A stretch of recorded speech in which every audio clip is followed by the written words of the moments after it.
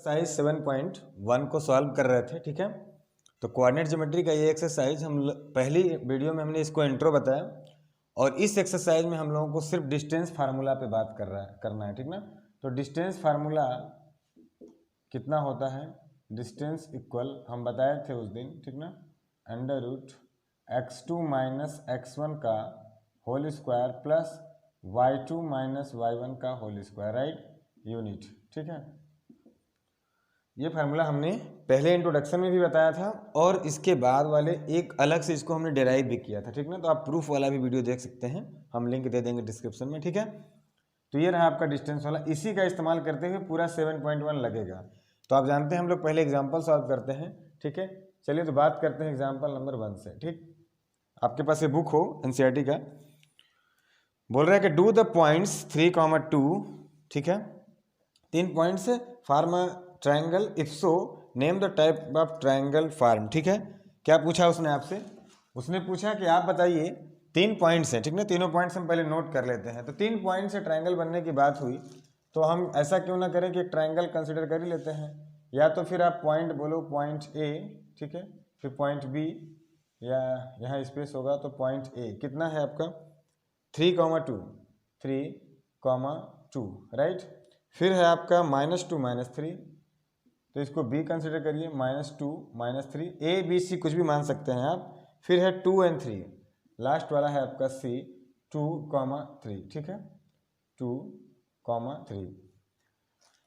कह रहा है बताओ कि ये कोई ट्रायंगल बनाएगा कि नहीं, अगर बनाएगा तो फिर कौन सा ट्रायंगल बनाएगा ये बताइए, ठीक ना। तो चलिए, ट्रायंगल कब बनाएगा, जब उसके 3 साइड होंगे, ठीक है। तो आप ए बी निकाल लीजिए, फिर बी सी निकाल लीजिए, फिर सी ए निकाल लीजिए, ठीक है। चलिए ए बी निकालते हैं, ए से बी, राइट। तो अगर हम लोग ए बी निकालें तो क्या हो जाएगा, ए बी इक्वल फार्मूले के according under root x2 minus x1, जिसे कन्फ्यूजन हो अलग से x1 x2 लिख लेगा, अदरवाइज यहीं पर देखें x1 y1 x2 y2, ठीक है। फार्मूला है x2 माइनस x1, तो ये रहा x1 और ये y1, x2 कितना रहा -2 माइनस x1, ये रहा 3 आपका का होल स्क्वायर, ठीक है, प्लस अब क्या करें y2 माइनस y1, तो ये रहा y2 -3 माइनस, और ये क्या रहा आपका 2, ठीक, का होल स्क्वायर कितना आया, चलिए यहीं पर कर लेते हैं और थोड़ा सा। तो 3 और 2 कितना हो गया, 3 और 2 कितना हो गया 5, -5 का स्क्वायर करोगे आप तो कितना हो जाएगा 25, और यहाँ क्या हो जाएगा, ये भी हो जाएगा 25, राइट। तो इस तरीके से कितना आ गया अंडर रूट 50, यूनिट लिख लीजिएगा आप, ठीक है ना, मैं बार बार यूनिट नहीं लिखूंगा, आप लिख लीजिएगा। ये रहा ए बी। चलिए बी सी निकालते हैं, बी सी का क्या हाल होगा देखते हैं, ठीक है। तो ऐसे ही बी सी का फार्मूला लगा दीजिएगा। देखिए ध्यान से, यहाँ पे क्या हुआ था, -2 -3, इस वाले में से ये वाला, इसका फर्स्ट माइनस इसका फर्स्ट, फिर इसका लास्ट माइनस इसका लास्ट। तो अगर आप बी से सी जा रहे हैं तो y2 माइनस y1 करेंगे आप, तो क्या हुआ, इसका फर्स्ट माइनस इसका फर्स्ट, तो क्या हुआ -2 और फिर -2 करेंगे आप, देख लीजिए ध्यान से, ये रहा, sorry, B C y2 minus x2 minus x1, तो x1 y1 x2 कितना है आपका 2, राइट, माइनस, अगर -2 करेंगे तो कितना हो जाएगा +2 का होल स्क्वायर, प्लस आगे चलें, अब कितना है y2 माइनस y1, तो ये रहा 3 -3, तो इस बार ये हो गया 3 + 3, राइट, समझते होंगे आप। तो ये कितना हो गया 2 2 जा 4 और 3 3 6, तो अंडर रूट 4 का स्क्वायर करेंगे आप तो 16, और 3 3 6 का स्क्वायर करेंगे 36, तो कितना आ गया, ये अंडर रूट में कितना आ गया 52, यूनिट लिख लीजिएगा, राइट। अब ऐसे ही चलते हैं B C, A B B C, अब सी ए निकालते हैं, ठीक है। तो सी ए निकालिए, या सी ए कहिए या फिर ए सी कहिए। अब क्या करें, देखिए इसकी बात करते हैं, ठीक है। इसका लास्ट कौन है 2, और ये कौन है 3। अच्छा सी ए कर रहे हैं तो किसी को भी कर लो, 2 से 3 सब्ट्रैक्ट कर रहे हैं, चाहे 3 से 2 करें आप, तो 3 - 2 का होल स्क्वायर प्लस 3 - 2 का होल स्क्वायर, फिर 2 - 3 का होल स्क्वायर, ठीक है। बात समझ में आया, एक ही बात है। तो यहाँ कितना आया 1 और यहाँ कितना आया 1, तो अंडर रूट 2 यूनिट, समझ में आ गया। देखिए now we have calculated the length of A B B C C A. अब बताना यह है कि क्या इससे ट्रायंगल बनना पॉसिबल है, और पूछा है what type of triangle possible, ठीक ना। तो पहली बात पॉसिबल है, चाहो तो इस √50 की वैल्यू कुछ पॉइंट्स में निकाल लो, इसकी भी निकाल लो सम पॉइंट्स, इसकी तो आप जानते होंगे 1.414, ठीक है। इसका लेंथ अलग, इसका लेंथ अलग, तो क्या हुआ, हम जानते हैं कि sum of any two sides of a triangle अगर ग्रेटर देन है थर्ड साइड से, तो फिर वो क्या है, वो ट्रायंगल बना सकता है। अच्छा, तो ये ट्रायंगल तो बना सकता है, लेकिन पूछा व्हाट टाइप ऑफ ट्रायंगल, तो टाइप्स ऑफ ट्रायंगल के लिए क्या करेंगे आप, टाइप्स ऑफ ट्रायंगल कैसा होगा, देखिए इसमें आपको लॉन्गेस्ट कौन दिखा, सबसे बड़ा √52 दिखा, तो क्या ऐसा नहीं हो सकता √52 ये जो लॉन्गेस्ट है इसका स्क्वायर, वो क्या है √50 इसका स्क्वायर, और ये क्या है √2, अगर इस पर सेट बैठ जाए मतलब लॉन्गेस्ट वाले का स्क्वायर, लॉन्गेस्ट अगर यही लॉन्गेस्ट है बैठ जाता है अगर, तो हम इसको क्या कहेंगे, तो ये 52 आ गया, ये 50 आ गया और ये 2 आ गया, तो कुल मिला के 52 इक्वल 52, ये बात सही हो गई। तो हम इस लॉन्गेस्ट वाले को हाइपोटेनियस बोल सकते हैं, one of them will be base and one of them will be perpendicular, right. तो ये कैसा हो गया, राइट एंगल ट्रायंगल, ठीक ना। सो ठीक ना, this is a right angled, ठीक है, ट्रायंगल, राइट। नोट कीजिए ये पहला एग्जांपल है, ठीक है। एग्जांपल नंबर आपका नेक्स्ट एग्जांपल है एग्जांपल नंबर 2, ठीक है। चलिए बात करते हैं एग्जांपल नंबर 2 की, ठीक है। ये रहा आपका एग्जांपल नंबर 2। ये बोल रहा है कि आपके, अच्छा हमने बनाया है वो बनाया नहीं है, उसने कहा कि 4 पॉइंट देके बोल रहा है चेक करो कि ये स्क्वायर है कि नहीं, हमने बना दिया, ठीक है। आप जरूरी नहीं कि बनाना, जब प्रूफ कर लेना तो बनाना, ठीक है।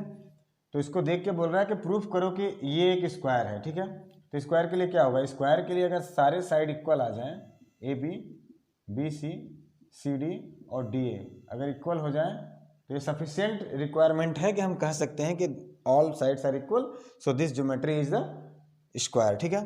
अगर आप चाहो तो इनके वो क्या बोलते हैं डायगोनल भी निकाल सकते हैं, बी डी और ए सी, अगर उन्हें भी दिखा देते हैं आप ए सी इक्वल बी डी, तो भी बात बन जाएगा आपका, ठीक है। चलिए तो क्या किया जाए, पहले ए बी निकालते हैं, है ना, जल्दी जल्दी ए बी निकाल लेते हैं, और ऐसे ही बी सी निकाल लीजिए आप, ऐसे ही सी डी निकालिए और डी ए निकालिए, देखिए क्या हो रहा है। बात ए बी की करते हैं, ठीक है। ए बी, अगर ए से बी जा रहे हैं आप तो वही 4 से 1 सब्ट्रैक्ट करेंगे आप, तो 4 से 1 कितना हुआ 3, और 3 का स्क्वायर करोगे 9, फिर क्या हुआ 2 से 7 सब्ट्रैक्ट करेंगे आप तो -5 आएगा, और -5 का स्क्वायर करेंगे तो 25, तो डायरेक्ट कितना हो गया, आप कीजिएगा अच्छे से लिख के कीजिएगा, इस फार्मूले पर बैठा कीजिएगा, तो अंडर कितना आ गया 34 यूनिट, है ना। यूनिट लिखो चाहे मत लिखो, लेकिन जरूरी है लिखना, ठीक है ना। चलो BC की बात करते हैं, तो BC कितना हो जाएगा, B से C आ रहे हैं आप, तो -1 से आप कितना सब्ट्रैक्ट करेंगे आप, -1 से सब्ट्रैक्ट करेंगे आप 4, तो अंडर रूट -1 -4 जुड़ जाएगा, तो -5 का स्क्वायर कितना हो गया 25, प्लस फिर -1 और -2 करेंगे तो -3 का स्क्वायर कितना हो गया 9, फिर कितना आ गया अंडर रूट 34, राइट। ये दो बराबर आ गए। अब A B B C C D की बात करते हैं, तो सी डी को कैसे करें आप, देखिए सी डी, ठीक है, सी से डी, सी डी की बात करते हैं, तो फिर -1 से आप इसको करेंगे -4, -1 देख लीजिए ध्यान से, -1 और -4 तो +4 हो गया, कहने का मतलब 3 का स्क्वायर 9, ठीक है ना। उसके बाद फिर -1 और -4 करेंगे, ठीक है, तो कितना हो गया -5 का स्क्वायर 25, यानी कि फिर से आ गया 34, बात समझ में आ रहा है। डीए की बात करते हैं, ऐसा तो लग रहा है कि अभी आ ही जाएगा, ठीक ना, लेकिन कर लो आप, -4 -1 यानी कि 5 25 हो गया, फिर 4 से आप क्या करोगे 7 सब्ट्रैक्ट करोगे तो -3 यानी कि 9, फिर से आ गया ये अंडर 34, ठीक है ना। तो all sides are equal, look here, तो आप कह सकते हो कि this geometry is the square forming geometry, ठीक है ना। अच्छा AC इक्वल BD भी निकालना है आपको, तो आप निकाल के देख लो, वो बराबर आ जाएगा AC। चलो लेंथ आप AC निकालते हैं, क्या हुआ A से C जा रहे हैं आप, तो फिर -1 से क्या करेंगे आप, -1 -2 देख लीजिए ध्यान से, -1 और -1, ठीक है, तो कितना हो गया -2 का स्क्वायर 4, फिर -1 और -7, -1 और -7 कितना हो गया -8, बात समझ में आ गया। -8 का स्क्वायर करोगे कितना होगा 64, हाँ चलिए तो 68 आ गया, कोई बात नहीं। BD देखते हैं, BD कितना आ रहा है, लेंथ आप BD देखते हैं, है ना, डायरेक्ट करते हैं, है ना। BD की बात करें B से D, ठीक है, तो इसका फर्स्ट माइनस उसका फर्स्ट करिए, तो -4 और -4 करेंगे तो -8 का स्क्वायर 64 हो जाएगा। फिर 4 से 2 करेंगे तो 2 का स्क्वायर कितना हो जाएगा 4, यानी कि फिर आ गया आपका √68। बात समझ में आ गया। तो हेंस आप कह सकते हो, क्या कह सकते हैं आप कि ABCD इज अ स्क्वायर, ठीक है ना, ये एक स्क्वायर है, ठीक है, नोट कीजिए। बात करते हैं एग्जाम्पल नंबर 3 का, ठीक ना। एग्जाम्पल नंबर 3 कुछ है नहीं, बस केवल आपको वर्ड प्रॉब्लम और इस ग्राफ से डरा दिया, ठीक ना। तो चूंकि हमारे लिए पॉसिबल नहीं होगा छोटे छोटे ग्राफ्स को पॉइंट लोकेट करना है यहाँ पे, तो हमने एक ऐसे ही रफली ग्राफ ड्रा किया, ठीक है। अगर आपको एग्जाम में ग्राफ गिवन होगा तब तो अच्छी बात है। चलिए देखते हैं। क्वेश्चन बोल रहा है कि इन फिगर 7.6 अपने एनसीईआरटी में आप देखिएगा, such the arrangement of a desk in a classroom, ठीक ना, क्लासरूम में डेस्क है। क्या हुआ, Ashima, Bharti and Camila are seated at capital A 3,1, उसने दे रखा है कैपिटल A 3,1। ध्यान से देखो आप, पहले x चलते हैं तो कितना 3, फिर y कितना चले 1, तो उसने कह भी दिया 3,1, ठीक है। फिर क्या हुआ, और B फॉर जो भारती है वो है 6,4, तो आपको दिख भी रहा होगा इधर 6 और इधर 4, ठीक ना, तो आप इसको लोकेट कर लेना 6,4, ठीक है। अच्छा, इसके बाद फिर क्या हुआ, जो C फॉर कैमिला है वो 8,6 है, तो x पर उसने चला 8, समझ में आया, और इधर 6, तो 8,6 ऐसे भी मिला लीजिए आप, इधर 8 उधर 6, ठीक है। देख लीजिए क्या करना है। Do you think they are seated in line, क्या आपको लगता है कि वो सब एक ही लाइन में हैं, ठीक है। अगर देख के आपको लग रहा है हाँ, तो वो अलग विषय हो गया। अब डिस्टेंस के फार्मूले भी यूज करके बताइए, give reasons for your answer, ठीक ना, अपने रीजन्स बताइए इस आंसर का। अगर आप सपोर्ट करते हैं कि yes they are seated in a line, तो क्या होना चाहिए आप ही बताओ। ऐसा तब होना चाहिए अगर ये तीनों A, B और C कॉलिनियर हो, ठीक ना। क्या होगा, यस दे आर सीटेड ना, they will be seated in a line in a same line if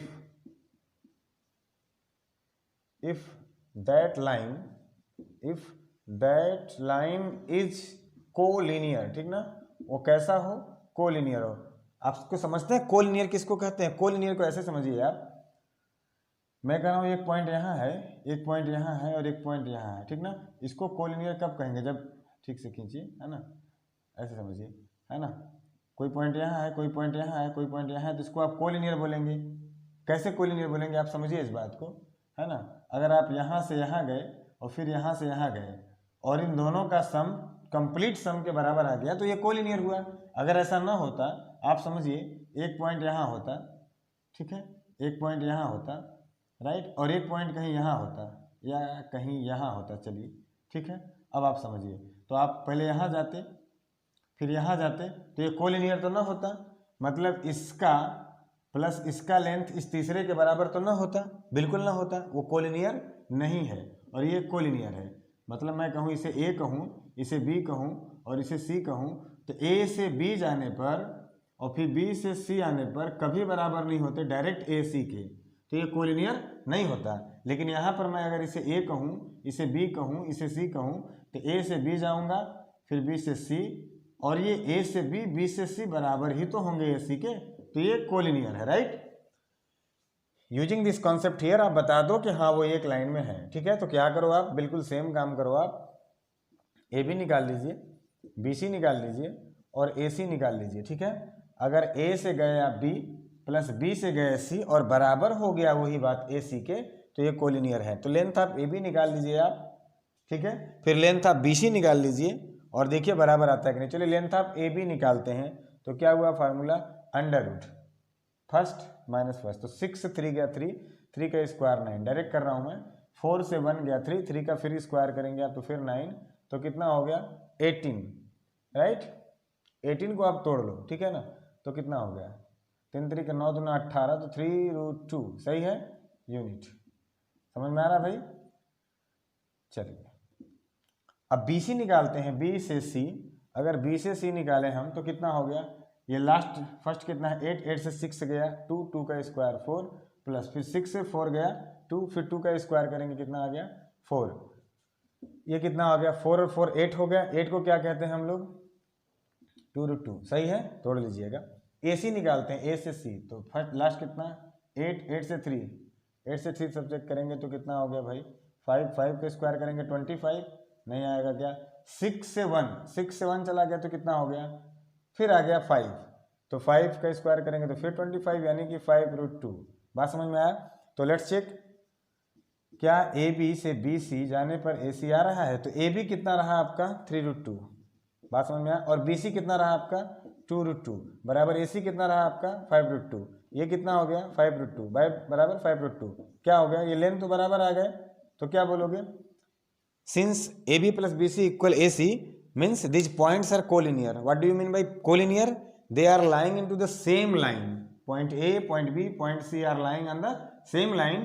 तो इसका मतलब हो गया कि वो एक ही लाइन पे बैठे हैं, ठीक है, नोट कीजिए इसको, थैंक यू।